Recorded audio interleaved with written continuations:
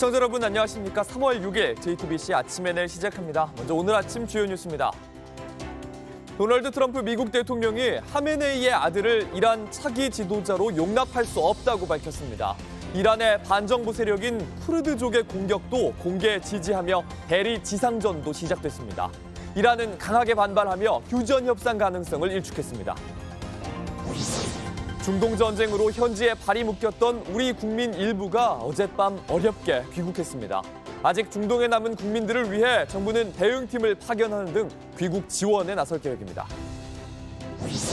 사상 최대로 떨어졌던 코스피가 하루 만에 급등했습니다. 코스닥도 14% 넘게 뛰며 역대 최고 상승률을 기록했습니다. 중동 전쟁으로 당분간 증시 변동성이 클 걸로 보입니다. 중동 정세가 악화되면서 정부가 이란 전 지역에 여행 금지 경보를 발령했습니다. 최고 수준의 경고로 허가 없이 이란을 방문하거나 체류할 경우 처벌받을 수 있습니다. 하늘에서 미사일이 쏟아지는 중동 전쟁이 바다로까지 번졌습니다. 미군은 2차 세계대전 이후 80년 만에 어뢰로 군함을 격침했습니다. 이란의 호르무즈 해협 봉쇄에 맞서서 바다까지 통제하겠다는 경고입니다. 첫 소식 홍지용 기자입니다. 화염이 함선을 집어삼키고 곧이어 수십 미터의 물기둥이 치솟습니다. 선체는 처참하게 두둥강나며 순식간에 수몰됩니다. 미 해군 잠수함이 인도양에서 이란의 1,500톤급 대나호를 격침하는 순간입니다. Quiet death. The first sinking of an enemy ship by a torpedo since World War II. 180명이 탄 군함에서 구조된 인원은 단 32명. 미국은 이번 작전을 포함해 이란 군함 20척 이상을 파괴하며 이란의 해군력을 사실상 괴멸시켰다고 선언했습니다. 미국이 이례적인 수중 타격을 선택한 건 이란의 교묘한 비대칭 전략 때문입니다. 정면 대결로 미군을 당해낼 수 없는 이란은 전 세계 원유 물동량의 3분의 1이 지나는 호르무즈 해협을 봉쇄해 세계 경제를 인질로 잡고 있습니다. 이른바 지정학적 급소를 찔러 유가를 폭등시킴으로써 미국의 정치적 항복을 받아내겠다는 계산입니다. 실제로 이란의 봉쇄 이후 두바이유는 21% 넘게 폭등하며 배럴당 86달러를 돌파하기도 했습니다. 오는 11월 중간 선거를 앞두고 물가 상승이라는 치명적인 압박을 받게 된 트럼프 행정부는 결국 어뢰 격침이라는 카드를 꺼내들며 공중전에 이은 해상전을 본격화하고 있습니다. 하늘에 이어 바다의 통제권까지 장악하겠다는 미군의 이번 공격은 경제를 볼모로 잡은 이란의 전략이 더 이상 통하지 않는다는 강력한 경고로 해석됩니다. JTBC 홍지용입니다. 미군은 대리 지상전도 시작했습니다. 이란에 저항해왔던 쿠르드족 민병대가 이란 서쪽의 접경지를 넘어 진격하는 걸로 알려졌습니다. 미국과 이스라엘이 직접 나서지 않은 채 이란을 교란시키려는 작전으로 보입니다. 백민경 기자입니다. 미국이 길어지는 전쟁을 타개할 카드로 꺼내든 건 쿠르드족입니다. 이란에 저항하는 쿠르드 민병대를 동원해 이란에서 대리 지상전을 치르는 겁니다.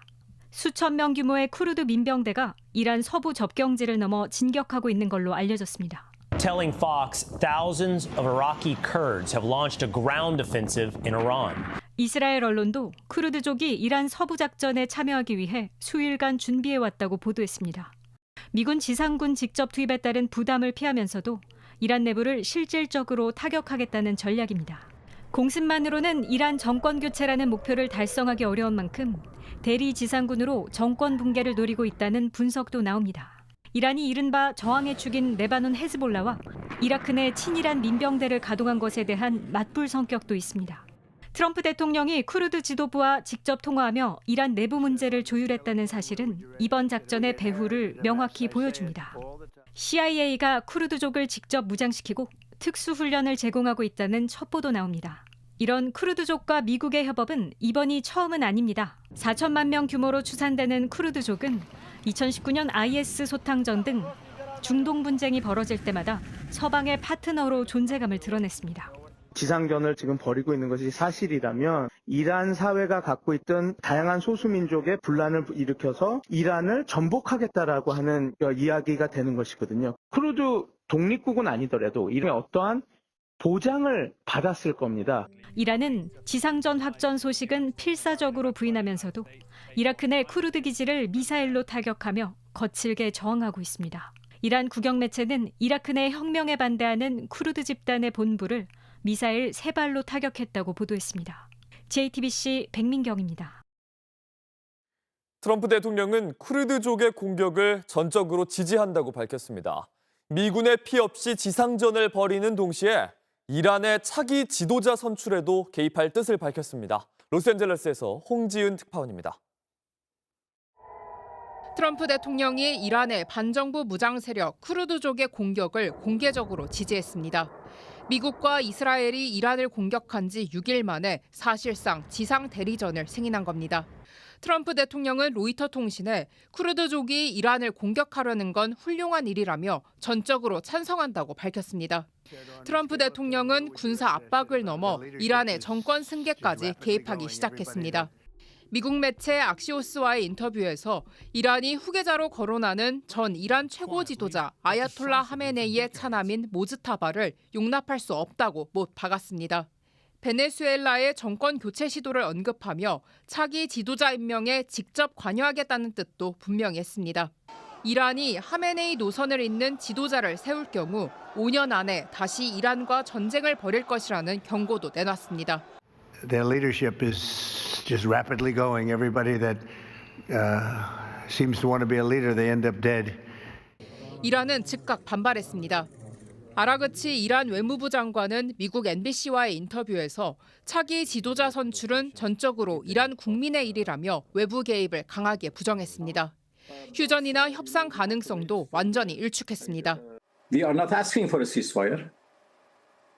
And we don't see any reason why we should negotiate with the US when we negotiated with them twice and every time they attacked us at the middle of negotiations. 또 미 지상군 투입을 기다리고 있다며 결전 의지를 드러냈습니다. 로스앤젤레스에서 JTBC 홍지은입니다. 여행으로, 출장으로 중동 현지에서 발이 묶였던 우리 국민들 일부가 다행히 돌아왔습니다. 갑작스런 전쟁 소식에 경유를 거쳐 힘겹게 돌아왔는데 현지 상황은 어땠는지 양빈현 기자가 들어봤습니다. 큰 여행 가방을 든 사람들이 입국장으로 들어옵니다. 전쟁으로 중동 지역에 발이 묶였던 우리 국민들이 경유를 거쳐 귀국했습니다. 여행지는 하루아침에 전쟁터로 변했습니다. 스카이타워 할 때 제 머리 위에서 드론 세대가 격추당했거든요. 그래서 이제 세큐리티들이 파편 떨어지니까 지붕 아래로 들어오라고 했어요. 선명한 포탄 소리에 뜬 눈으로 밤을 지새웠습니다. 자면서 폭탄 소리 저희 그 대사관 근처에서도 여러 번 들었고 그래서 잠을 못 자는 직원들도 있었고 좀 심리적으로 좀 불안이 있었습니다. 돌아오는 길도 순탄치 않았습니다. 이제 조금 괜찮아지나 싶으면 다시 공격이 이어졌습니다. 리야드 공항으로 가서 거기서 이제 기다렸는데 갑작스럽게 또 리야드 대사관, 미국 대사관 또 드론 공격이 있어가지고 그 다음날 다행히 이제 연결이 돼서 이스탄불 경유해서 왔습니다. 내내 조마조마했던 마음, 한국에 발을 딛고서야 안도의 한숨을 쉬었습니다. 편안하게 잘 도착해서 편안한데 가족도 함께 해서 너무나 감사하고요. 여러 사람이 염려해줘서 이렇게 잘 귀국하였습니다. 공포의 시간을 버티고 무사히 돌아온 사람들도 있지만 아직 현지엔 불안감에 떠는 국민들이 남아 있습니다.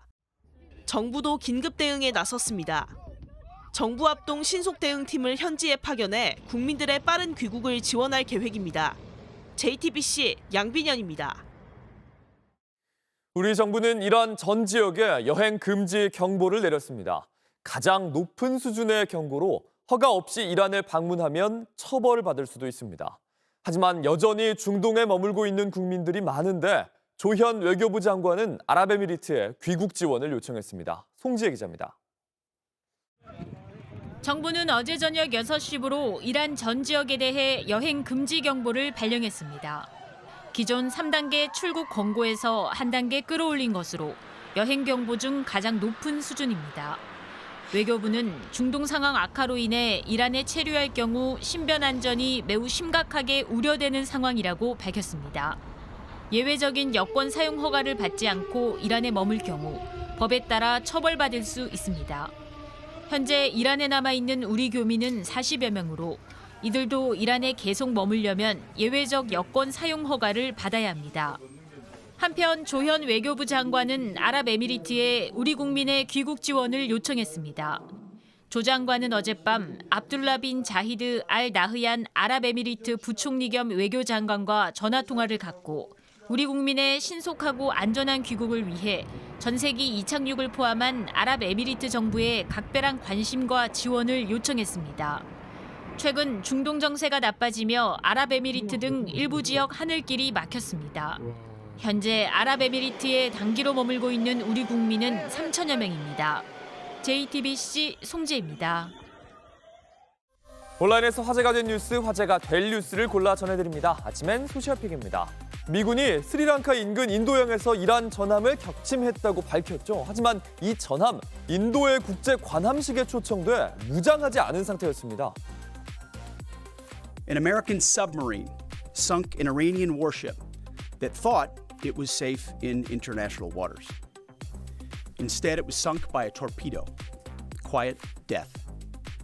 The first sinking of an enemy ship by a torpedo since World War II. 지난 4일 피트 헤그세스 미국 전쟁부 장관 이란 군함을 격침하는 영상을 공개했습니다. 이 군함, 인도에서 열린 다국 간 연합 해상훈련에 참여하기 위해 비무장 상태였습니다.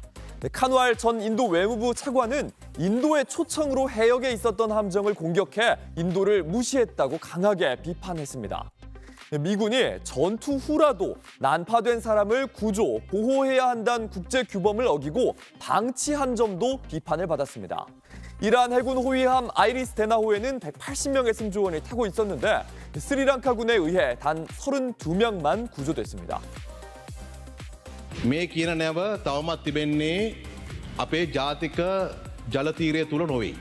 ඒ තිබෙන්නේ ජාතික ජලතීරයට ආසන්න එක්ස්ලෝසිව් economic zone එකේ. 이란은 전쟁 범죄라며 강하게 반발했습니다. Unarmed. So attacking an unarmed ship full of training officers and sailors is a war crime. 이란은 적극적으로 중동 언론을 향해 입장을 밝히고 있습니다. 미군을 향해서는 지상군을 기다리고 있다고 했습니다. أرامكو السعودية في ميناء رأس سندورة محطة التكرير هذا أيضا هدف عسكري بالنسبة لإيران؟ هذه مجرد تهمة لا الأمر ليس كذلك أريد أن أوضح 이란 외무부 대변인은 사우디아라비아의 국영방송에서 이란은 미군 기지만을 표적으로 삼고 있다고 밝혔습니다. 지난달 28일 사우디의 국영 석유회사가 받았던 드론 공격을 부인한 겁니다. 민간 목표를 공격하지 않는다면서 이스라엘 정보 요원들이 이슬람 국가 사이 분열을 일으키려 하는 거라고 주장했습니다. 카타르 언론을 향해선 정당한 자위권 행사라면서도 걸프 지역 국가들과의 관계를 중요하게 생각한다고 했습니다. 중동 국가들이 무력 대응을 고려하자 미국과 이스라엘이 일으킨 전쟁이라면서 적극 해명에 나선 겁니다. 미국 MBC와의 인터뷰에선 이 전쟁 미국의 선택이라며 강경한 태도를 보였습니다. 호르무즈 해협 또한 봉쇄한 게 아니며 선박들이 양측의 공격이 두려워 항해를 자제하는 거라고 했습니다. Are you afraid of a U.S. invasion in your country? No, we are waiting for them. You are waiting for the U.S. military to invade the ground troops? Yes, because we are confident that we can confront them, and that would be a big disaster for them. 레스토랑의 가치를 매기는 미쉐린 가이드가 한국에 등장한 지 올해로 10년이 됐습니다. 올해 새로운 별들이 공개됐습니다. 계속해서 미쉐린 투스타입니다. 모수의 안성주 셰프님 축하드립니다. 공백이 있었는데 이렇게 다시 정말 존경하는 셰프님들과 이 외식업 같이 가시는 분들 함께해서 너무 영광으로 생각합니다. 어제 미쉐린 가이드는 부산에서 올해 미쉐린 가이드에 선정된 233곳의 식당을 소개했습니다. 별을 받은 식당 모두 46곳. 올해는 첫 발간 이후 가장 많은 식당이 별을 받았습니다. 요리 예능 흑백요리사 셰프들의 활약이 돋보였는데요. 심사위원 안성재 셰프가 이끄는 모수 재개장 1년 만에 투스타로 돌아왔고요. 손종원, 김도윤, 이준 셰프 등 참가자들도 별을 유지했습니다. 요리를 맛보기 위해 찾아갈 가치가 있는 별 3개 식당은 단 한 곳. 강민구 셰프의 밍글스가 2년 연속으로 꼽혔습니다.